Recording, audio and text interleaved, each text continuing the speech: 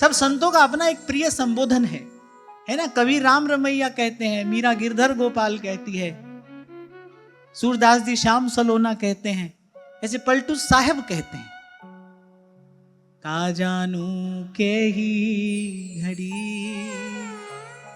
साहेब ताके मोर। और फिर कह रहे साहेब ताके मोर और मेहर की नजर निहारे।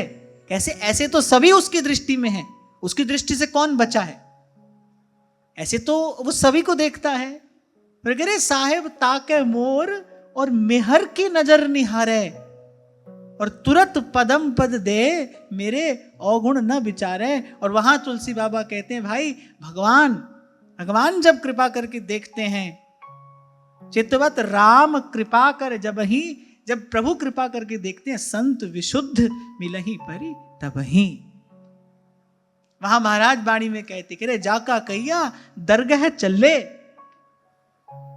सोई बात यहां कह रहे हैं, बोले राई पर्वत करे पर्वत को राई और राम के घर के बीच फिरत है संत दुहाई। बोले घर राम का है पर आदेश वहां पर संत का चलता है। घर राम का है पर कार्य सब संत करते हैं। दरबार प्रभु का है पर प्रभु के दरबार में प्रवेश द्वार पर खड़े किसी भक्त की किसी संत की आज्ञा से ही प्राप्त होता है। तभी तो जो सयाना हो गया, सयाना माने जिसका विवेक जग गया, जिसको सार असार का ज्ञान हो गया, उसने सोचा भाई मन को एक जगह लगाना है। और वो एक जगह क्या है? हरि रीझे तो मुक्ति दे, हरिजन हरि ही दे। तभी मीरा जी ने कहा कि हाँ ठीक है, आपने बड़ा सुंदर मंदिर बनवा दिया, हाँ ठाकुर सेवा तो यहां खूब हो रही है,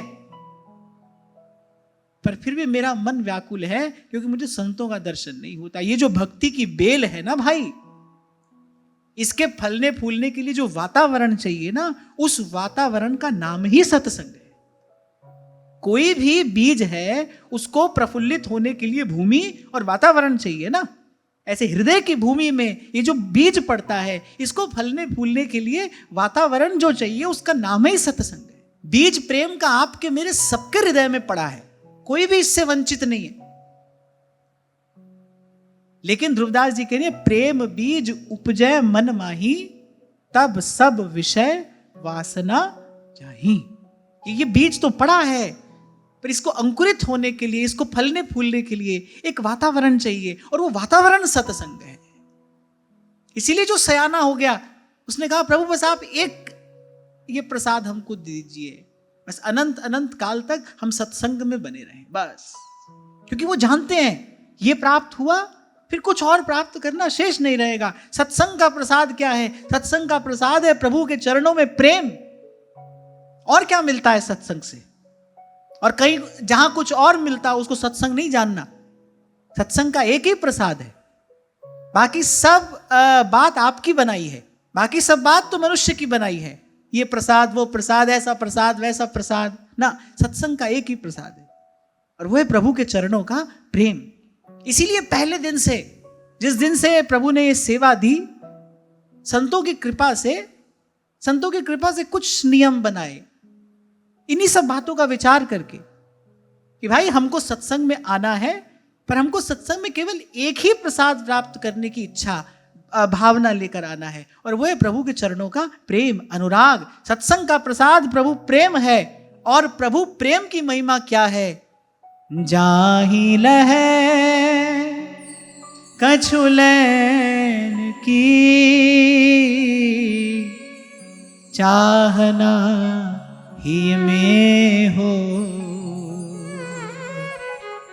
जयति जगत पावन करन, प्रेम बरन यह दो। जाहि लहै कछु लैन की, चाह नहीं हमें होए। देखो जिसको कुछ चाहिए ना वो दरिद्र है, जिसके पास कम है वो दरिद्र नहीं है, जिसको अभी और चाहिए वो दरिद्र है, क्योंकि वो अपनी वासना का दास है। जहां के कोई चाह नहीं सोई शाहन को शाह। और ये स्थिति प्रभु का प्रेम प्राप्त किए बिना प्राप्त की नहीं जा सकती, और प्रभु का प्रेम बिना सत्संग के प्राप्त हो नहीं सकता। ये प्रसाद तो यहीं मिलता है।